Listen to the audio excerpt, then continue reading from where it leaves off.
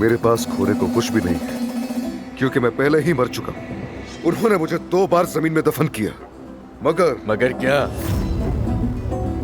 Damir Khan खानदान की औरतों को नहीं छोड़ोगे, तुम उन सब से दूर रहोगे।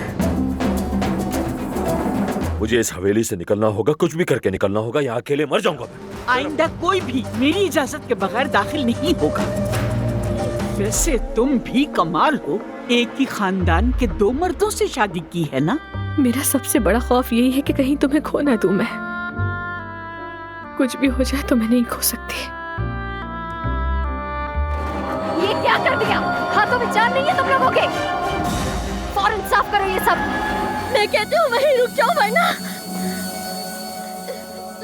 मैं छलांग लगा दूंगी।